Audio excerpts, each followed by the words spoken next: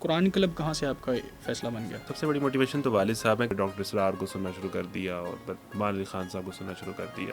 وہ جو تفسیر کے کچھ رکوع پڑے نا، اس سے مطلب لگا کہ یہ بھائی بہت بڑا خزانہ ہے. وہ جو ایک مزہ اور لذت ہے نا کہ یار یہ میں ایک ایسا کام کر رہا ہوں کہ جس کا امپیکٹ ہے، لوگوں کی زندگیاں تبدیل ہو رہی ہیں، لوگوں کی سوچ چینج ہو رہی ہے. وسوسوں کا رہنا اور اکثر ڈی موٹیویشن ہونا، میں یہ کیوں نہیں کر رہا اور میں کس لائن میں آ گیا، یہ رہتا ہے. تھوڑی سی لمبی جرنی ہے. ہم چاہتے ہیں کہ بہت جلدی اوور نائٹ سکسیس جو ہے ہمیں مل جائے. جوانوں کو اس حوالے سے نا کچھ ٹریڈیشنل سکلز اپنے اندر پکی کرنے کی ضرورت ہے، باقی ان میں کوئی کمی کوئی نہیں ہے. نماز، اخلاق، لوگوں سے معاملات، انٹریکشن، بک ریڈنگ، ساری جو ٹرینڈز ہمارے ہاں مر گئے ہیں وہ سب آٹومیٹیکلی زندہ ہو جائیں گے اگر کوئی نوجوان اپنا جو ہے وہ اسکرین ٹائم کنٹرول کرے. عقل آپ کو ایک بات سمجھا دیتی ہے، نماز پڑھنی چاہیے، بہت اچھی بات ہے، حکم ہے، نہیں پڑھیں گے تو مسئلہ ہے.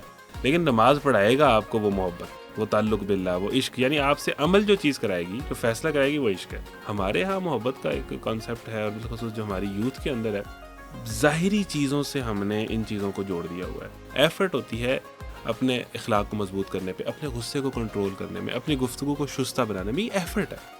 حسن اگر کسی کو مل گیا ہے تو یہ اللہ کی دین ہے. تو میرا خیال ہے کہ ہمارے ہاں جو پسند کا معیار جو ہے، جس طرح شادی کے جو بتائے گئے، وہ دین ہونا چاہیے. اس کے بعد باقی چیزیں آتی ہیں. بسم اللہ الرحمن الرحیم. السلام علیکم ورحمۃ اللہ.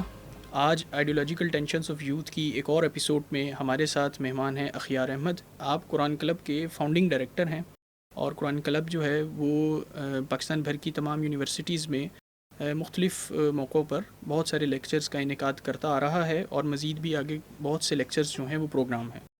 اخیار بھائی اسی سلسلے میں سرگودا سے لاہور تشریف فرما ہیں. ہم نے ان سے گزارش کی کہ وہ ہمیں کچھ وقت دیں، اور انہوں نے اپنے قیمتی وقت سے ہمیں کچھ وقت عنایت کیا، اور ہم ان کے ساتھ گفتگو کرنے والے ہیں آج. آئیے ان سے گفتگو کرتے ہیں اور ان کا یوتھ سے متعلق جو تجربہ ہے اس کے بارے میں جانتے ہیں. جی السلام علیکم. وعلیکم السلام. کیسے ہیں سلیم بھائی؟ آپ ٹھیک ٹھاک ہیں؟ آپ خیریت سے ہیں؟ الحمدللہ، اللہ کا بڑا شکر ہے. اچھا، ایک سوال تو میں آپ سے ذاتی طور پر ہمیشہ سے پوچھنا چاہتا ہوں، وہ یہ کہ آپ نے اپنے بیس کیمپ جو ہے وہ سرگودا ہی کو کیوں بنایا؟ اچھا، اس میں مجھے ایسا لگتا ہے کہ ہر شہر میں اللہ تعالیٰ نے کسی کو کچھ ذمہ داریاں سونپی ہوتی ہیں. کہ جب میرے سے سوال ہوتا ہے تو میں کہتا ہوں کہ بھئی حضرت موسیٰ کا کام مصر میں تھا تو حضرت شعیب کا کام مدین میں تھا. حضرت یعقوب علیہ السلام اگر کنعان میں تھے، گاؤں ایک قبائلی علاقہ تھا، اور حضرت یوسف جو ہے اللہ تعالیٰ نے ان کو مصر میں جو ہے ان سے کام لیا. تو ہر جگہ، ہر علاقے میں جو ہے لوگوں کی ذمہ داریاں ہوتی ہیں، انہیں وہاں پر کام کرنا چاہیے، اور اس کی اپنی اپنی ضروریات ہوتی ہیں. اور میرا پچھلے کچھ عرصے میں جب یہ کام شروع کیا تو یہ بھی ایک ذہن تھا کہ یہ جو کہہ لیں کہ اسلامک سپیکرز ہیں یا اسلامک آرگنائزیشنز ہیں، یہ بڑے شہروں میں بہت ساری موجود ہیں. یعنی بڑے شہر کے نوجوانوں کو بہت سارے اس طرح کے لوگ مل جاتے ہیں، انٹریکٹ کرنے کا موقع مل جاتا ہے، اویلیبل ہوتے ہیں. چھوٹے شہروں میں نہ تو زیادہ تر یہ لوگ آتے ہیں، مطلب کم کبھی کبھی کسی موقع پر آ گئے. اور جو چھوٹے شہروں کی ہماری یوتھ ہے، ہر بندہ یہ کہہ کہ بڑے شہر میں چلا جاتا ہے کہ وہاں پوٹینشیل زیادہ ہے، وہاں لوگ زیادہ ہیں، تو میں ادھر ہی چلا جاؤں. اور ظاہر ہے کہ وہاں پر قدریں آسانی ہوتی ہیں. چھوٹے شہروں میں ریسورسز کے، آڈینس کے، کئی طرح کے مسائل ہوتے ہیں. تو ایک قسم کا کہہ لیں کہ تھوڑا سا جہادی ہے. لیکن یہ ہے کہ میں سمجھتا ہوں کہ چھوٹے شہروں میں پوٹینشیل زیادہ ہے. اگر آپ بڑے شہروں میں بھی، جو میرا تجربہ ہے کہ لوگ چھوٹے شہروں سے جو وہاں کا پارٹ ہے وہ لرن کر کے آتے ہیں، پھر بڑے شہر میں آ کے کچھ مزید بڑا کرتے ہیں. بالکل اس طرح ہی جس طرح حضرت یوسف نے کنعان سے لرن کیا، حضرت موسیٰ نے مدین کے 10 سالوں سے لرن کیا.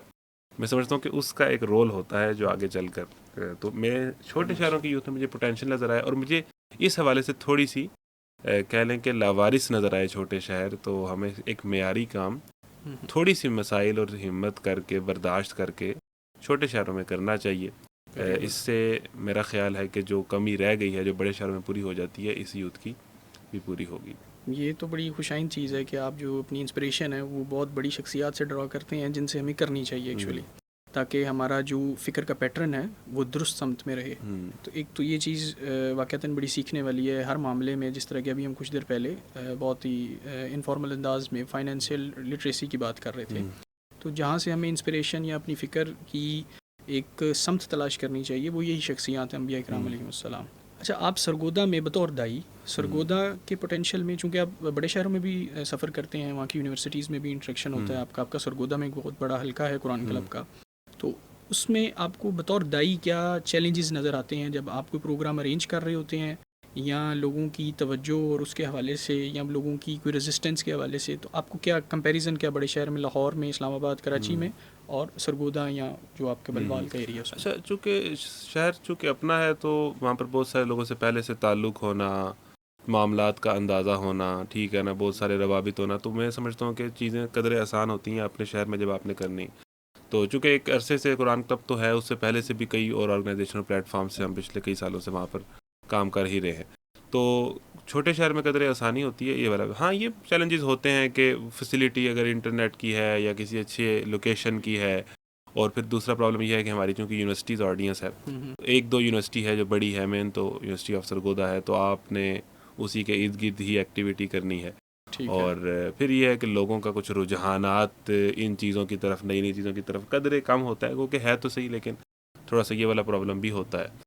تو یہ ساری چیزیں بس کہہ لیں کہ کسی حد تک فیس کرنی پڑتی ہیں. لیکن پھر میں کہوں گا کہ چھوٹے شہر میں چونکہ ہمارا ایک عرصے سے وہاں پر رہنا سہنا ہے، تو قدرے آسانی ہوتی ہے وہاں پر کسی طرح کی اس طرح کی ایکٹیویٹی کرنے میں. آپ کے ایجوکیشنل بیک گراؤنڈ سے یا اس کے سفر سے کچھ میں ذاتی طور پہ تو واقف ہوں، لیکن ہماری آڈینس کے لیے بتائیے کہ آپ کا وہ ایک سفر اور پھر آ کے سرگودا میں لینڈ کرنا اور پھر یہ والی ایکٹیویٹی اسٹارٹ کرنا، پھر آپ کا ایک اپنا بزنس لائن بھی ہے، وہ یہ ساری چیزوں میں قرآن کلب کہاں سے آپ کا فیصلہ بن گیا؟ اچھا، اس میں تو ظاہر ہے کہ ایک تو والد صاحب نے ساری زندگی فہم قرآن کا کام کیا. انہوں نے مطلب ہزاروں کی تعداد میں لوگوں کو، بلکہ وہ اس طرح کا ان کا آئیڈیا بھی یہ تھا کہ اوپن گراؤنڈز کے اندر عام لوگ آئیں اور وہ قرآن کو سمجھیں. تو فہم قرآن کلاسز کا انہوں نے سلسلہ شروع کیا 92 میں، اور میری پیدائش چونکہ 96 کی ہے، تو ہم نے جب آنکھیں کھولیں یا ہوش سنبھالا تو ہمیں وہ یاد ہے کہ بڑے بڑے درس، 500 بندہ، 1000 بندہ، 2000، 10 دن کی کلاسیں ہوتی تھی. اور پورے ملک میں مطلب کہہ لیں کہ اگر مبالغہ نہیں ہے تو 100، 200، 300 شہروں میں تو وہ چلے گئے ہوں گے، جہاں پر ہر صوبے میں، اور جہاں پر بھی آ رہے ہیں عام لوگ آ رہے ہیں، تو اس میں ظاہر ہے کوئی فرقہ واریت والی بات نہیں ہے، کوئی بہت زیادہ پولیٹیکل بات نہیں ہے، خالص قرآن لوگوں کو بٹھا کے پڑھایا اور سمجھایا جا رہا ہے. تو یہ تجربہ تھا کہ پہلے دن لوگ اگر 30-40 آتے ہیں تو 10 دن کی کلاس میں وہ آخری دن جو ہے وہ 2000-3000 میں بدل چکے ہوتے تھے، خود بخود ہی لوگ ایک دوسرے کو. تو عام جو آدمی ہے وہ قرآن پڑھنا چاہتا ہے. تو ایک انسپریشن تو ظاہر ہے کہ والد صاحب کی صورت میں گھر میں بھی تھی. پھر چونکہ طالب علم کے دور میں اسلامی جمعیت طلبہ میں رہا، تو اس میں چونکہ بہت ساری ایکٹیویٹیز آپ کر رہے ہوتے ہیں، جلوس، ریلیاں، طلبہ سیاست، احتجاجات اور معاملات. لیکن اس سارے عرصے میں انسان اپنے آپ کو ایکسپلور کرتا ہے کہ یار میں کون سی چیز بہتر کر سکتا ہوں. تو مجھے اس میں جو 5-6 سال کرتا تھا، مجھے لگا کہ میں مطلب درس قرآن والا جو ان کا معاملہ ہے وہ میں جو ہے وہ بہتر کر سکتا ہوں. پھر کچھ عربی کی طرف اور لینگویجز کی طرف، سائنس سے کم رجحان تھا لیکن لینگویج بھی انگلش اور اس کی طرف زیادہ شوق تھا. تو بس وہاں سے یہ چیزیں بنی. پھر اس کے بعد دیکھتے دیکھتے پھر ڈاکٹر اسرار کو سننا شروع کر دیا اور پھر مان علی خان صاحب کو سننا شروع کر دیا. پھر یہ ہے کہ دورہ تفسیر میں نے کیا ادھر لاہور میں آ کے 2013 میں، کہ میں نے قرآن کو پڑھنا ہے، سمجھنا ہے. لیکن وہی والی بات ہے کہ رول بڑا امپورٹنٹ ہوتا ہے. میرے ایک کزن تھے، انہوں نے، ہم کچھ چند نوجوان تھے، ظاہر ہے کہ 9ویں 10ویں میں چونکہ پر لگ رہے ہوتے ہیں، جوانی آ رہی ہوتی ہے، تو ہم بھی اسی عمر میں تھے. تو ہمارے کزن تھے بڑے بھائی فرحان بھائی، تو انہوں نے ہم 2-4 دوستوں کو اکٹھے کر کے نا قرآن کی ایک رکوع کی تفسیر پڑھانا شروع کر دی. اب میں یہ بات ہی بتانا چاہتا ہوں کہ بھئی چھوٹے سے کام کا امپیکٹ کہاں تک جا سکتا ہے جس کو ہم سوچتے ہیں کہ اس کا تو کوئی فائدہ ہی نہیں ہے. اچھا، اس میں جو 4 لوگ ہم، میرا خیال اکثر چھٹی بھی کر لیتے تھے، بہت مطلب ایسا نہیں تھا کہ کوئی بہت رسمی چیز ہے، مطلب کبھی اکٹھے ہو گئے کبھی نہ ہوئے. لیکن یہ ہے کہ بہرحال اس کے ہم نے کوئی 8-10-15 سیشن مجھے یاد ہے کہ وہ بیٹھ کے سیٹنگز ہوئیں، قرآن کا ایک رکوع پڑھا گیا. وہ جو تفسیر کے کچھ رکوع پڑھے نا، اس سے مطلب لگا کہ یہ بھائی بہت بڑا خزانہ ہے، یہ پڑھنا چاہیے. پھر اسی موٹیویشن میں 2013 میں ادھر آ کے تفسیر قرآن کا پورا رمضان میں دورہ تفسیر ہوتا تھا، وہ کیا.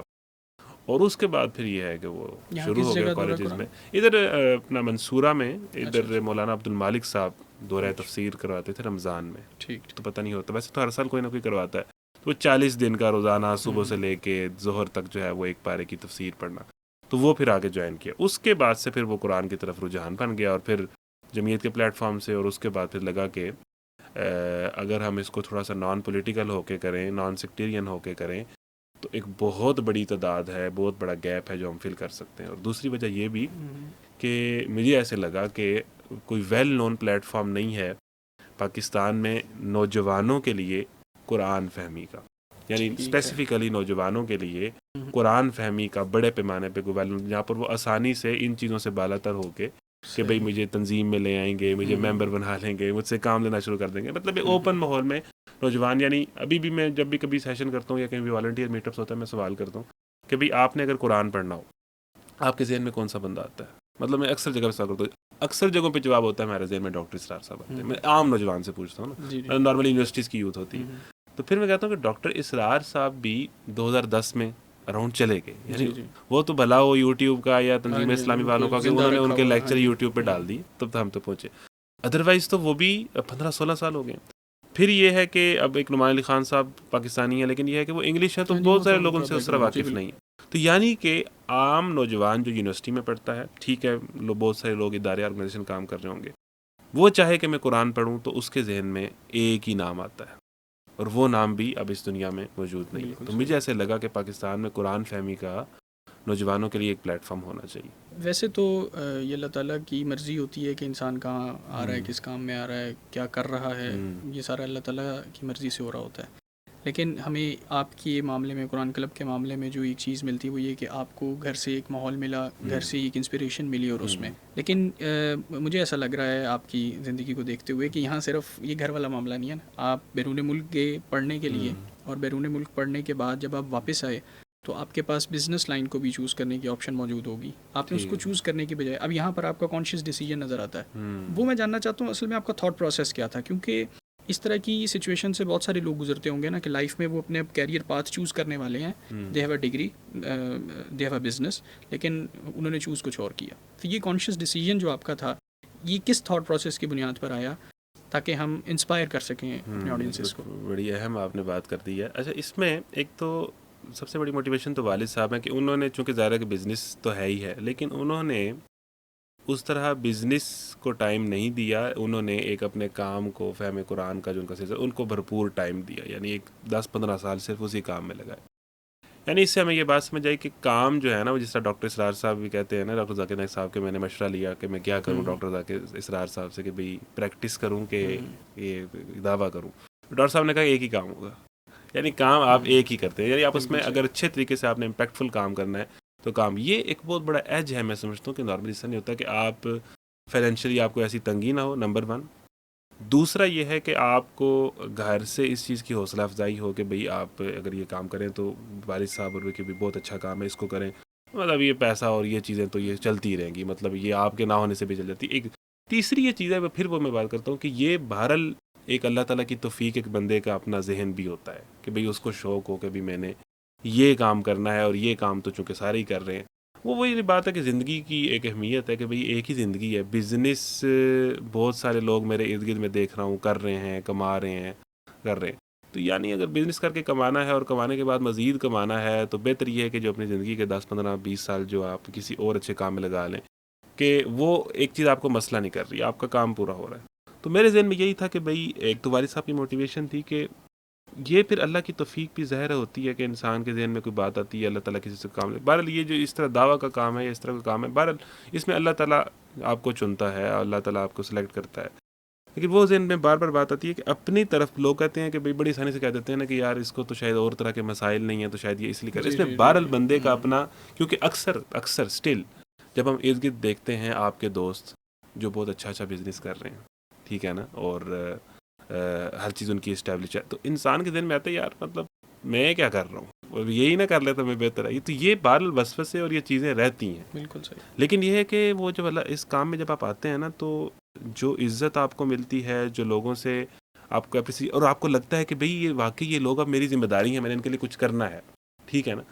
تو یہ وہ چیز ہے کہ جو آپ کو کسی اور جگہ پہ بہت بہت بڑی سکسیس حاصل کرنے کے بعد بھی وہ چیز نہیں ملتی کہ یار یہ جو کام ہے اور جس طرح مجھے لوگ دیکھ رہے ہیں, وہ جو ایک مزہ اور لذت ہے نا کہ یار یہ میں ایک ایسا کام کر رہا ہوں کہ جس کا امپیکٹ ہے, لوگوں کی زندگیاں تبدیل ہو رہی ہیں, لوگوں کی سوچ چینج ہو رہی ہے. پھر وہی والی بات ہے کہ نزدین قالوا ربنا اللہ ثم استقاموا, کہ فرشتے اترتے ہیں, ایک ذہنی ایک سوئی رہتی ہے کہ نہ خوف ہے نہ غم ہے, پھر وہ اللہ تعالیٰ کے ساتھ انسان کے معاملہ چلتے رہتے ہیں. لیکن وسوسوں کا رہنا اور اکثر ڈی موٹیویشن ہونا اور اکثر یہ رہنا کہ بھئی میں یہ کیوں نہیں کر رہا اور میں کس لائن میں آ گیا ہوں, یہ رہتا ہے.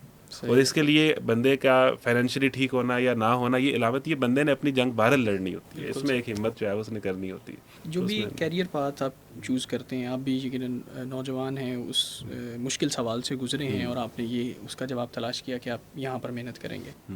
ہمارے جو نوجوان ہیں جن سے آپ کا انٹریکشن ہوتا ہے, وہ اس طرح کے کس قسم کے سوالات کرتے ہیں یا کس قسم کی کشمکش سے وہ دوچار ہوتے ہیں, اور آپ ان کو کیا ایڈوائس کرتے ہیں اس موقع پر؟ اس موقع پہ ہاں جی, کہ جب وہ کیریئر کوئی پاتھ, کیریئر پاتھ چوز کر رہے ہوتے ہیں. اچھا, اس میں میں تو اس میں بہت زیادہ رول سمجھتا ہوں, جو مجھے سمجھ آیا کہ اس میں نا اللہ تعالیٰ کا ایک پلان ہوتا ہے انسان کے حوالے سے, کہ وہ اینڈ اپ کہتے ہیں نا کہ اس نے ایک جگہ پہ ہونا ہی ہوتا ہے.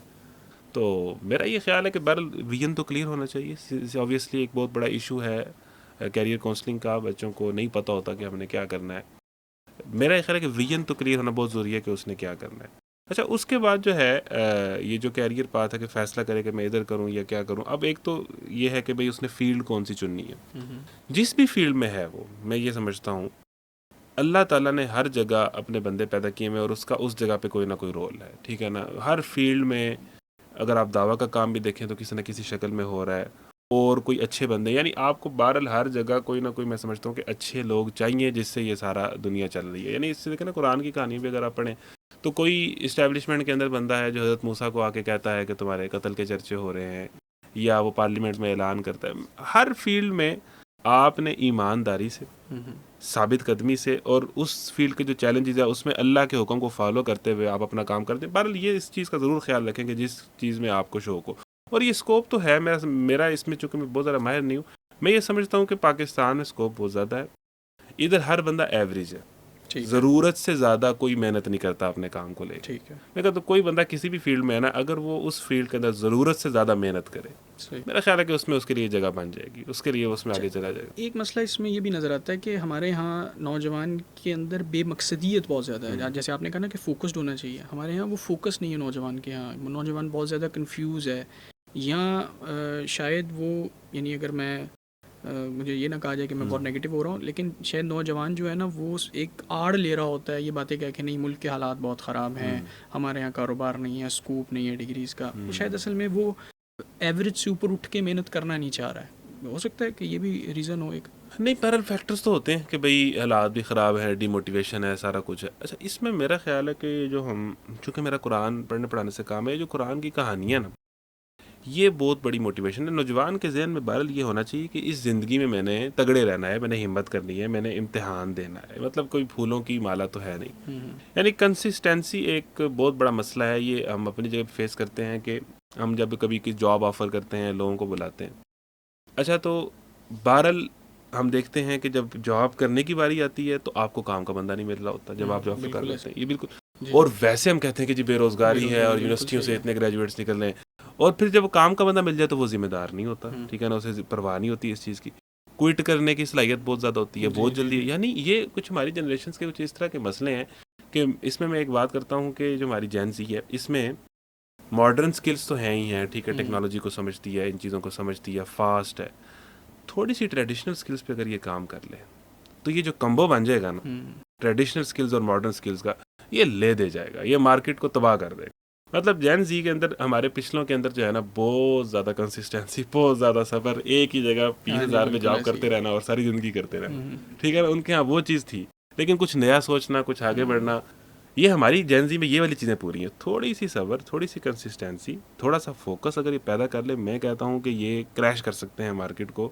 تو اس میں بہرحال ذہن میں رکھنا چاہیے کہ یار یہ تھوڑی سی لمبی جرنی ہے. وہی والی بات ہے نا کہ فاسٹ چیز ہو گئی ہے تو ہم چاہتے ہیں کہ بہت جلدی اوور نائٹ سکسیس جو ہے ہمیں مل جائے. یا جس طرح حضرت یوسف کے جو بھائی تھے وہ بھی کہتے تھے نا کہ یہ خود اپنے آپ کو ٹھیک کرنے سے بہتر ہے کہ یوسف کو سائڈ لائن کر دو, تو یہ کام کرنے سے آپ کو اپنا مقصد اچیو ہو جائے گا. جو غلط طریقے سے یا شارٹ کٹ کے تھرو جو ہمارے ہاں منزل تک پہنچنے والا نا, تو وہ نہیں ہے. تھوڑا سا بہرحال جو ہے وہ ٹائم لگتا ہے. تو میں سمجھتا ہوں کہ نوجوانوں کو اس حوالے سے نا کچھ ٹریڈیشنل اسکلز اپنے اندر پکی کرنے کی ضرورت ہے, باقی ان میں کوئی کمی کوئی نہیں ہے. آپ کے خیال میں وہ کیا فیکٹرز ہیں کہ جو نوجوان کو یہ کرنے نہیں دے رہے ہیں؟ مثلاً اب ایک ہنٹ اگر میں دوں تو اسکرین ٹائم ہے جیسے. ڈیفینیٹلی دیکھیں جی, اب اسکرین ٹائم میں نے کیا بات کرنی ہے, میں خود بہت زیادہ چونکہ اس چیز کو استعمال کرتا ہوں, میں اپنے اندر بھی اور عام لوگوں کے اندر بھی اسکرین, میرا خیال ہے کہ شاید آپ کے 80% مسائل کی جڑ جو ہے نا وہ اسکرین ٹائم ہے. ٹھیک ہے, فوکس خراب ہو رہا ہے, کوئی اور کام کرنے کا دل نہیں, پروکریسٹینیشن وغیرہ جسے آپ کہتے ہیں, وہ چیز ہو رہی ہے.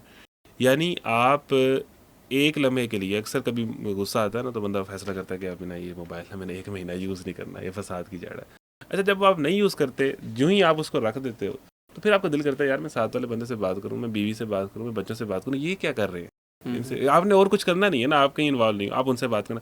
اچھا وہ بات ختم ہو جاتی ہے، ابھی آدھا گھنٹہ گزرا ہوتا ہے کیونکہ موبائل یوز کرتے کرتے تو 4 گھنٹے کا آپ گزرے پتہ نہیں چلتا. اب میں کوئی کتاب پڑھ لیتا ہوں، اب میں نماز پہلے چوتھی رکعت میں پہنچتا ہوں، ٹائم پہ نہ چلا جو ویلا ہی بیٹھا ہوں. جی جی یعنی آپ کے سارے کام ٹھیک ہو جاتے ہیں صرف اگر آپ اسکرین ٹائم کو کنٹرول کر لیں، کیونکہ اسی نے ہی آپ کو انوالو کیا ہوتا ہے. نماز، اخلاق، لوگوں سے معاملات، انٹریکشن، بک ریڈنگ، ساری جو کہتے ہیں نا کہ جو ٹرینڈز ہمارے ہاں مر گئے ہیں وہ سب آٹومیٹیکلی زندہ ہو جائیں گے اگر کوئی نوجوان اپنا جو ہے وہ اسکرین ٹائم کنٹرول کر دے، اور کام کرنے کا دل پھر تو سوچے گا کہ بھئی اب اثر ہو گیا تو چلو میں جا کے کھیل ہی آتا ہوں، کوئی ایکٹیویٹی، موبائل تو میں نہیں یوز. یعنی آپ کے 90% کام کھا گیا، یہ بالکل کھا گیا، ٹھیک ہے نا. اور اس میں پھر وہ جب آپ ایک چیز کرتے رہتے ہو تو کچھ طرح فرسٹریشن اور ڈی موٹیویشن ہونی ہے کہ یار میں کیوں نہیں کچھ کر رہا، میں دیکھی جا رہا ہوں لوگوں کو. میرا خیال ہے کہ ہماری یوتھ کو اس حوالے سے بالخصوص چونکہ ہر کسی کے ہاتھ میں خود فیصلہ کرنا پڑے گا، یہ چیز کرنی پڑے گی کہ بھئی اس میں میرا ذاتی نقصان ہو رہا ہے، میرے ذاتی کیریئر کا نقصان ہو رہا ہے، میری پرسنالٹی کے اندر جو ہے فلاز آ رہے ہیں. تو اسے ایک فیصلہ کرنا پڑے گا کہ بھئی اس چیز کے اندر میں نے کنٹرول کرنا ہے، میں نے کوئی اسکیجول بنانا ہے، میں نے کچھ چیزیں طے کرنی ہے، کچھ ریڈ لائنز اپنی زندگی میں میرا خیال ہے لگانا ضروری ہے کہ بھئی یہ کام میں نے نہیں کرنا، اس سطح پہ میں نے نہیں پہنچنا. تو کچھ ہلکے سٹیپس جو ہیں میرا خیال ہے انسان کی گروتھ کا سفر شروع کر سکتے ہیں. یعنی we have to put a very conscious effort کہ اس سے ہم دور رہیں، یہ ہمارے کتنے نقصان دہ، کیونکہ جب آپ اس میں چیز میں انڈلج ہو جاتے ہیں نا تو پھر احساس نہیں ہو رہا تھا کہ یہ کیا ہو رہا ہے. لیکن اس کے لیے بہت ہی ایک شعوری کوشش کرنا ضروری ہے کہ اس سے نقصان ہو رہا ہے، پہلے اس کو ماننا پڑے گا اور پھر اس کے بعد اگلا سٹیپ ہو سکتا ہے کہ اب اس سے بچا کیسے جا سکے.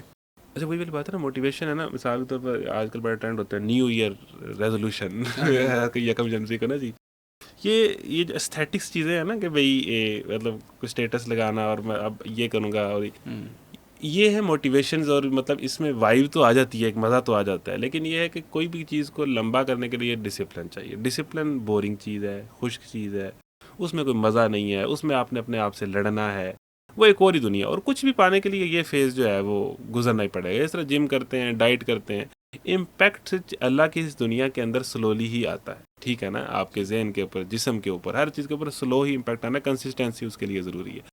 تو ہمارے یہاں نا یہ ان چیزوں کو بہت دیکھا جاتا ہے کہ بھئی وہ چیز جس سے کسی سطح کا کوئی ڈوپامین مل جائے نا کہ بھئی زبردست کہ بھی کیا تم نے فیصلہ کیا اور یہ میری نیو ایئر ریزولوشن ہے اور اب میں یہ کر دوں گا.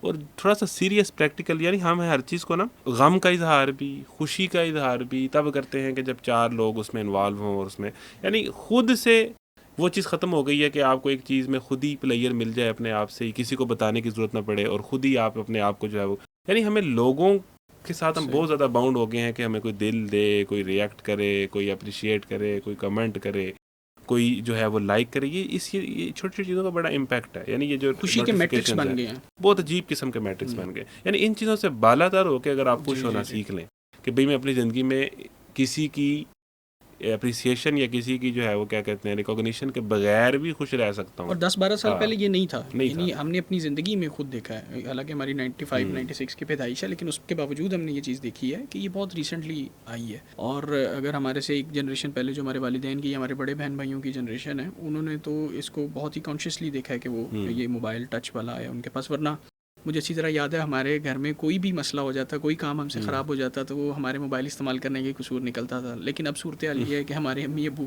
خود اس کے اندر بہت زیادہ انوالو ہو چکے ہیں. نہیں، وہ جس طرح کمپیوٹر آتے تھے تو اس کے اوپر ایک اسکرین علیحدہ سے لگتی تھی کہ یہ آپ کی آنکھیں خراب کر دے گا. بالکل ٹھیک ہے نا، تو وہ بھی ہوتا تھا کہ بھائی وہ بڑی چلتی تھی وہ وقت تھا. ہاں جی، باقی آپ نے بڑا اچھا یاد کرا، مانیٹر اسکرین کے اوپر وہ لگتی تھی کہ احتیاط آنکھیں خراب ہو جائیں گی. حالانکہ وہ کمپیوٹر تو شاید اس طرح اتنا یوز ہو ہی نہیں سکتا تھا نا. آپ کے بارے سامنے بیٹھنا ہے، ہر چیز چھوڑنی ہے، 4 ہاتھ 2 ہاتھ 2 ٹانگ، ہر چیز آپ نے انوالو کر کے اس کو استعمال کرنا. اب تو ایک انگوٹھا چاہیے نا آپ کو استعمال کرنے کے لیے. اب پریشان نہیں ہوتے. اب وہ کوئی آنکھ خراب نہیں ہو رہی ہے، اور رات کو دن کو ہر چیز وہ ہو رہا ہے. ڈی موٹیویشن ہے اور فرسٹریشن ہے اس کی وجہ سے، اور تمام کام جو ہے وہ نہیں ہو پا رہے. کوئی بھی اصلاح کی کوشش جو ہے وہ ناکام ہو رہی ہے صرف اس کی وجہ سے. آپ نے جو ساری باتیں بتائی ہیں اس کے حوالے سے ایک یعنی چیزیں بظاہر بڑی مشکل لگتی ہیں نا، اپنے آپ کو کنسسٹنسی میں لائیں، ڈسپلن کریں، فوکس کریں. ساری چیزیں بورنگ بھی ہیں، مشکل بھی ہیں.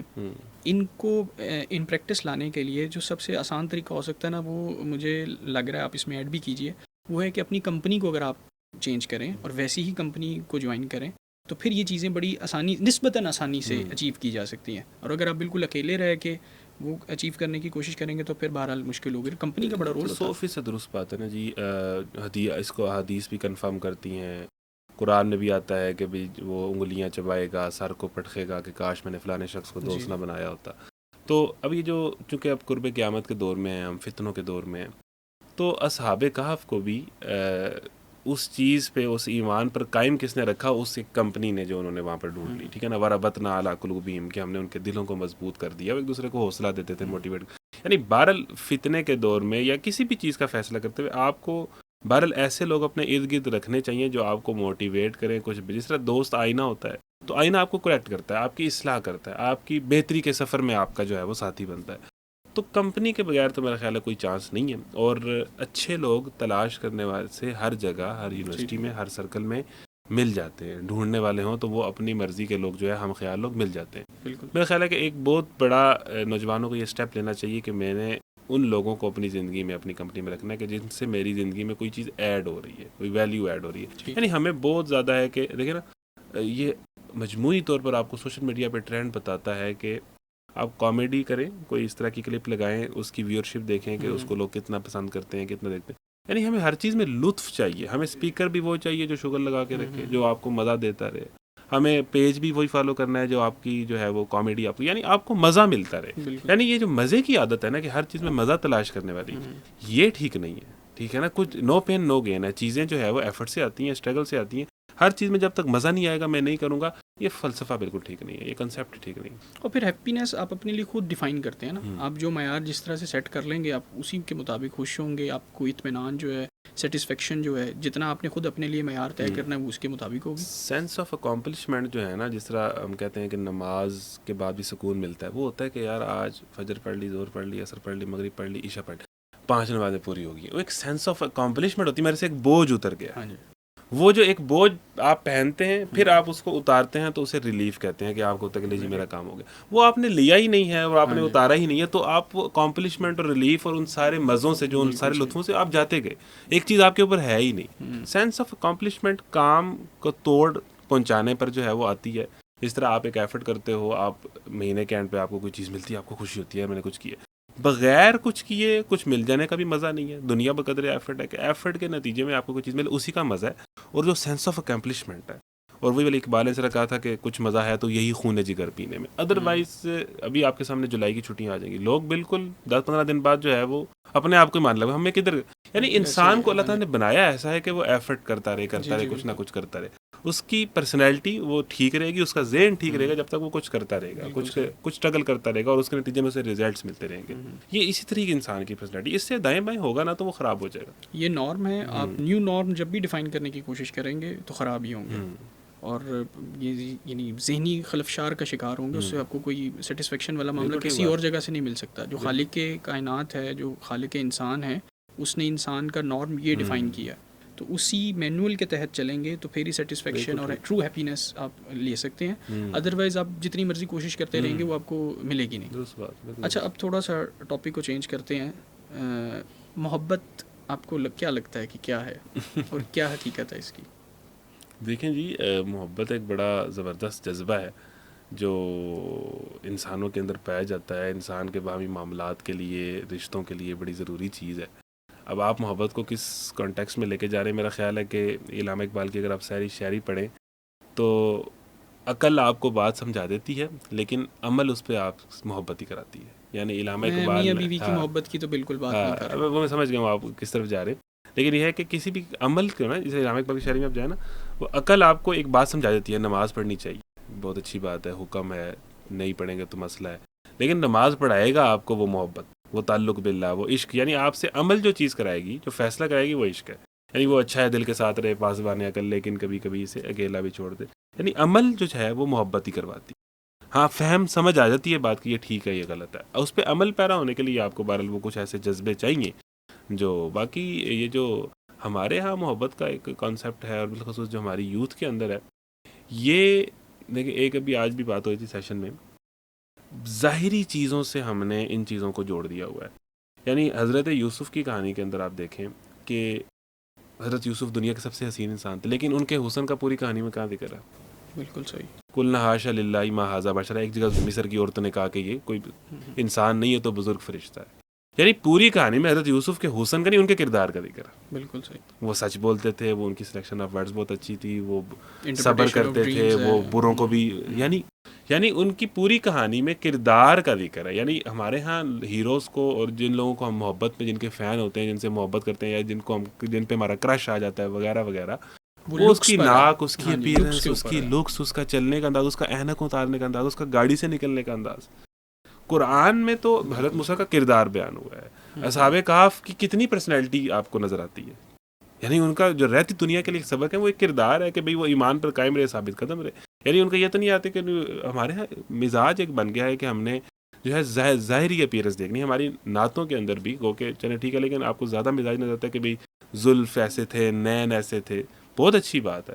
لیکن نبی کریم صلی اللہ علیہ وسلم نے جو ان کا کردار اسوہ حسن ہے، وہ صادق ہیں، امین ہے، وہ ساری چیزیں آپ کے سامنے. ظاہر جو ہے نا، حسن، مادیت، کہ بھئی ظاہر کتنا، پیسہ کتنا ہے، مادی چیزیں جن سے ہم تولتے ہیں. جس طرح وہی شعر ہے کہ بھئی یہ لڑکی فاقہ کش ہوتی تو بدصورت نظر آتی. یہاں تو جاذبیت بھی ہے، دولت کی ہی پروردہ، یعنی خوبصورتی بھی جو ہے وہ دولت سے ہی جو ہے وہ آپ تولتے. تو یہ جو ظاہر ہے نا، اس نے ختم ہو جانا ہے. یہ جو حسن ہے یہ وقتی لذت ہے. یعنی آپ کا جو پارٹنر ہے اس سے آپ کا تعلق اور ہی بنیادوں پہ اسٹیبلش ہونا ہے، اس کے اچھے اخلاق سے، اس کی اچھی گفتگو سے، اس کے سپورٹ سے، ان چیزوں ڈیولپ ہونا ہے. خوبصورتی جو ہے وہ کچھ دنوں کے لیے شاید اچھی لگ سکتی ہے، اس کے بعد جس چیز نے آگے کام آنا ہے وہ مادیت نہیں ہے، وہ انسان کے اندر جو ہے اس کی اخلاقی ترقی ہے. تو ہمارے نوجوانوں کو یہ بات سمجھنی چاہیے کہ یہ ایک تو دوسرا سوشل میڈیا سے جو ہم بہت زیادہ انسپائر ہیں، یہ جو ایک میک اپ ہے جو ویسے بھی ہم نے باہر نکل کے کیا ہوتا ہے، اور دوسرا یہ ہے کہ سوشل میڈیا پہ تو اب کئی طریقوں سے جو ہے وہ ہو جاتا ہے. یعنی ریئل دنیا میں رہیں. یعنی یہ جو آپ کو میڈیا میں نظر آ رہا ہے، موبائل پہ نظر آ رہا ہے، یا یونیورسٹی میں آپ کو جو کوئی خاتون یا نظر آ رہا ہے، وہ اس کا مرد اور عورت کی جب گفتگو ہوتی ہے نا، تو اس سے زیادہ فیک گفتگو کوئی نہیں ہوتی. کیونکہ مرد کی کوشش یہ ہوتی ہے کہ میں اب ہر طریقے سے اس کو متاثر کروں، کول لگوں. یعنی ہاں اس میں اب دیکھ لینا کہ اس انٹریکشن میں کیا خیر ہوگی جس کا آغاز ہی فیکنس، جس کا آغاز ہی جھوٹ سے ہو، جس کا آغاز ہی ایک دھوکے سے ہو کہ جو آپ نہیں ہیں وہ آپ اس کو پیش کر رہے ہیں. تو اس بنیاد پر وہ جو خاتون ہے، وہ جو لڑکا ہے جس کے آپ محبت میں انوالو ہیں، وہ جب آپ سے مل رہا ہے تو وہ آپ کو اپنا بیسٹ ورژن پیش کر رہا ہے تاکہ وہ کسی طریقے کا آپ کو انسپائر کر سکے. وہ اس کا ایکچوئل ورژن نہیں ہے. ہم اس بیسٹ ورژن کی محبت میں مبتلا ہوتے ہیں. جو بچپن میں میٹرک انٹر میں ایک لڑکے اور لڑکیاں ایک خوابوں کا شہزادہ سوچتے ہیں، وہ ایک بیسٹ ورژن آف مرد ہے جو اس نے سوچا ہوا ہے، وہ ایگزسٹ نہیں کرتا. وہ اس ورژن سے محبت میں مبتلا ہو جاتی ہے. ٹھیک ہے نا. جو نارملی دنیا ہے نا، جو آپ کو پتہ چلے گا کہ وہ اور طرح کے لوگ ہیں، وہ اور طرح کے انسان ہیں. وہ جو آپ کو میڈیا پہ نظر آتے ہیں وہ ویسے نہیں ہے. جن اداکاروں اور اداکاروں کی لو سٹوریز دیکھ کے آپ بھاوا کرتے ہیں، وہ ساری اداکاریں پیسے والے سے ہی اینڈ پہ آ کے ریئل لائف میں شادی کر رہی ہوتی ہیں. ان کا معیار اپنی زندگی کا بالکل اور ہے، جو ڈرامے میں جو ہے آپ کو معیار بالکل اور پیش کیا جا رہا ہے. میرا خیال ہے کہ نوجوانوں کے اس حوالے سے، چونکہ ایک بہت بڑا مسئلہ بھی ہے، تو دو باتوں پہ ذہن میں رکھنا چاہیے. کہ ایک تو یہ ہے کہ یہ جو محبت ہے، یہ جو جذبہ ہے، یہ ایک وقتی طور پر جس کو ہم محبت سمجھتے ہیں کہ لو ایٹ فرسٹ سائٹ کا جو کنسیپٹ ہے، اور دیکھا اور محبت ہو گئی ہے، یہ بالکل ایک بیہودہ بات ہے. یعنی اس کا کوئی جو ہے، اس میں کوئی ڈیپتھ نہیں ہے. ٹھیک ہے. آپ کسی بھی چیز کو، جب کوئی نئی چیز ہوتی ہے، آپ اس سے انسپائر ہوتے ہو، آپ اس سے اٹریکٹ ہوتے ہو. ٹھیک ہے. اب چونکہ اس کو کسی نہ کسی شکل میں ہونی ہوتی ہے یہ محبت، جو اس پہ ایک فیز آتا ہے، تو وہ جو اسے پہلے مرلے میں نظر آ جاتا ہے، محلے میں نظر آ گئی یا کہیں اور نظر آ گئی، تو وہ اس میں وہ ایک مبتلا ہو جاتا ہے. پھر اس کو وہ سوچ کے فینٹیسائز کر کے اس ورژن کے ساتھ کہ وہ ایسا ہوگا یا ایسا ہوگی، اسی ورژن سے وہ محبت اور عشق جو ہے وہ کر رہا ہوتا ہے، کیونکہ ریئل میں جو ہے وہ ایگزسٹ نہیں کر رہا ہوتا. تو اس میں ایک تو پہلی چیز یہ ہے کہ اس میں بڑا کلیئر رہنا چاہیے ہمیں کہ یہ جو ہے جذبہ ہے، یہ ہر کسی کی میجورٹی کی زندگی میں آتا ہے، اور یہ 1-2 سال بعد ختم ہو جاتا ہے. زیادہ کا 3 سال اگر آپ نے خود ہی لمبا کرنا ہے، آپ نے ایک غم کو بھلانا ہی نہیں ہے، ایک چیز کو آپ نے دیوداس بن جانا ہے اور اسی میں انوالو ہو جانا ہے، تو آپ اس غم کو ساری زندگی بھی لے کے ساتھ چل سکتے ہو، قبر تک بھی جا سکتے ہو. لیکن اگر آپ نے موو آن کرنا ہے، اللہ تعالیٰ انسان کو جب غم اس طرح کا دیتا ہے، اللہ تعالیٰ نے اس سے نکلنے کی بھی صلاحیت انسان کو دی. بالکل. اللہ تعالیٰ کسی کی وسعت سے زیادہ اس پر جو ہے وہ نہیں ڈالتا. تو یہ جو ہمارے ہاں ہے نا کہ بھئی اگر یہ جب ہو گیا ہے تو اب میں نے اسی کے پیچھے رونا ہے.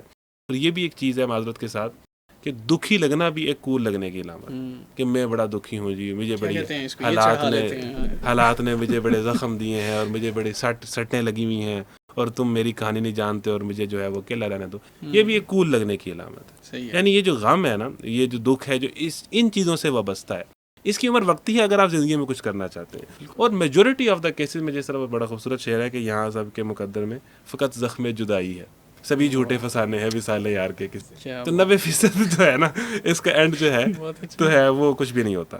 تو زیادہ تر جو ہے جو آپ نے اپنی زندگی کے پہلے حصے میں جس کو پسند کیا ہوتا ہے, اگلے حصے میں وہ آپ کا کبھی بھی لائف پارٹنر نہیں ہوتا, وہ کوئی اور ہی ہوتا ہے. اور جو لوگ اس میں سے یعنی جس کے متعلق آپ کا 2 سے 4 سال ذہن اس کے سوچنے سے فارغ ہی نہیں ہوا, آپ کی زندگی میں 2-3 سال ایسا وقت آتا ہے کہ آپ کو مہینوں تک اس کا خیال بھی نہیں آتا. بالکل یہ وقتی جذبات, بالکل ایسے ہی. اور اس کی رو میں بہ کے سمجھ لینا کہ سب کچھ اسی کے ارد گرد گھوم رہا ہے. فیزز آف لائف ہیں, جس طرح شیکسپیئر کی ایک نظم ہے کہ اسٹیجز آف لائف ہوتے ہیں, اس میں یہ ایک اسٹیج ہے کہ جو بلوغت سے لے کے یہ جو ٹین ایج ہے, اس میں انسان کو لگتا ہے کہ لڑکی سب کچھ ہے. اس سے جب وہ آگے نکل جاتا ہے اسے لگتا ہے پیسہ سب کچھ ہے. اس سے جب وہ آگے نکل جاتا ہے تو مال اولاد طاقت سب. یہ زین للناس حب الشہوات من النساء والبنین, یہ ایک اگر ترتیب آپ لے لیں نا, والقناطر المقنطرہ من الذهب والفضہ, یہ ایک فیز ہے. جس طرح ان کو ایسی سمجھیں کہ اگر آپ کو بچپن میں کھلونے جس کے لیے آپ مرتے تھے کہ یہ کھلونا مجھے ملنا چاہیے, اب آپ کے سامنے اس طرح کے 50 کھلونے بھی رکھ دیجئے, آپ ان کو پکڑو گے بھی نہیں. بالکل ایسے. ایک وقت میں وہ آپ کی پسند تھی, ایک فیز تھا آپ کے اوپر جو کہ گزر گیا. تو اس کو ایک فیز سمجھیں اور محبت کو اللہ اور اس کے رسول کے قانون کے تابع کریں. یہ جو ہے نا کہ یہ کنٹرول میں نہیں ہے, یہ مطلب ہو جاتی ہے, یہ مطلب کسی کے بس میں نہیں ہے. یہ فلموں اور ڈراموں سے کنسیپٹس آئے ہیں, چونکہ ایک جوانی ہوتی ہے تو ان چیزوں کو یہ ہاتھوں ہاتھ بکتے ہیں. بالکل ان کو بڑا مزہ آتا ہے نوجوانوں کو, واقعی ایسے. یہ بالکل کنٹرول میں, یہ بالکل آپ مرضی سے کر سکتے ہیں, اس کو بالکل آپ ریگولیٹ کر سکتے ہیں, اس کو بالکل آپ کسی شخص تک محدود کر سکتے ہیں. آپ کسی سے نفرت اور محبت کا معیار بنا سکتے ہیں. یہ ایمان کی تکمیل ہے, محبت کرو تو اللہ کے بھی, کہ ایک بندہ جتنا مرضی خوبصورت ہے, اگر وہ گالی دے رہا ہے, اگر وہ بے حیا ہے, تو میں نے اس کو کیا کرنا ہے. یعنی یہ معیار ہی نہیں ہے. یہ جس چیز پہ ایفرٹ ہوتی ہے اپنے اخلاق کو مضبوط کرنے پہ, اپنے غصے کو کنٹرول کرنے میں, اپنی گفتگو کو شستہ بنانے میں, یہ ایفرٹ ہے. حسن اگر کسی کو مل گیا ہے تو یہ اللہ کی دین ہے, ٹھیک ہے نا. آپ نے اخلاق, یہ جو ہمارے یہاں بڑا کلیئر معیار ہے کہ تم میں سے بہتر اور افضل وہ ہے جو تقویٰ میں بہتر ہے, یعنی جو جس میں خوف خدا زیادہ ہے. یہ انسان کی کردار کی مضبوطی کی علامت ہے. وہی بات ہے کہ حضرت یوسف حسین تھے, لیکن ان کا حسن اس کہانی میں بیان نہیں ہوا, ان کا کردار اس کہانی میں بیان ہوا ہے. تو میرا خیال ہے کہ ہمارے ہاں جو معیار ہے کہ پسند کا معیار جو ہے, جس طرح شادی کے جو بتائے گئے, وہ دین ہونا چاہیے. اس کے بعد باقی چیزیں آتی ہیں. یعنی اگر بندہ با اخلاق نہیں ہے تو وہ سب سے بڑا بدصورت ہے. جس طرح شیشے کو دیکھ کر ہم دعا پڑھتے ہیں, اللہم کما حسنت خلقی فحسن خلقی, کہ صورت تبھی خوبصورت ہوگی جب اخلاق خوبصورت ہوگی. جنت میں جن حوروں کا ذکر ہے کہ وہاں خوبصورت اور خوبصیرت جو ہے وہ حوریں ہوں گی, یعنی جو ہے جن کی نظریں جھکی ہوئی ہوں گی, جن میں حیا ہوگی. ہمارے ہاں کنسیپٹ جنت کو لے کے بھی یہ ہے کہ وہاں کوئی آئٹم سانگ ہو رہا ہوگا, یا وہاں کوئی بیچ ہے اور وہاں پر اس طرح حور مقصورات فی الخیام. اس حور کی یہ صفت ہے کہ وہ خیمے کے اندر جو ہے وہ پردے کے ساتھ نظریں جھکائی ہوئی ہوگی, اور اس کو کسی اور کا خیال تک نہیں آتا ہوگا, اور اس سے پہلے کسی نے چھوا تک نہیں ہوگا. یعنی وہ پاکیزہ ایک عورت کا ایک تصور دیا گیا. پھر مجموعی طور پر اگر آپ دیکھیں قرآن میں, آپ بھی پڑھتے ہیں قرآن, جن عورتوں کا ذکر ہے, حضرت مریم کا ذکر ہے, کس چیز سے ان کا ذکر ہے کہ انہوں نے اپنے پاکیزگی حیا. حضرت موسیٰ کی جو بیوی بنی, وجاءت احداہما تمشی علی الصیاح, وہ شرم و حیا سے ان کے پاس چلتی ہوئی ہے. یعنی اور اگر کسی عورت کا نیگیٹو ذکر ہے سورہ یوسف کی کہانی میں, کہ اس میں کیا مسئلہ, یعنی قرآن میں جہاں جہاں خواتین کا ذکر آیا ہے اس میں آپ کو زیادہ تر یہ نظر آئے گا کہ ان کی پہچان جو ہے وہ حیا سے, ان کی پہچان جو ہے وہ پردے سے, ان کی پہچان جو ہے وہ شرم سے, ان کی پہچان جو ہے وہ اپنی عفت کی حفاظت سے. اور یہ اب آپ دیکھ لیں کہ ہمارے ہاں جنزی پچھلے دنوں یہ جو بھی ہوا تھا واقعہ, یہ جو ہمارے جنہوں نے فضائیہ کے جنہوں نے جہاز گرائے ہیں, رافیل گرائے ہیں, ان کے اوپر جس طرح کی میمز بنائی ہیں ہماری خواتین نے, اور یہ ساری چیزیں ہوئی ہیں, تو یہ بڑا مطلب حیران کن ہے, بڑی افسوسناک چیز ہے. میں بہت مشکور ہوں خیار بھائی کا کہ آپ نے بہت ہی خوبصورتی سے محبت کو جو ہے وہ ری ڈیفائن کیا ہے. السلام علیکم ورحمۃ اللہ.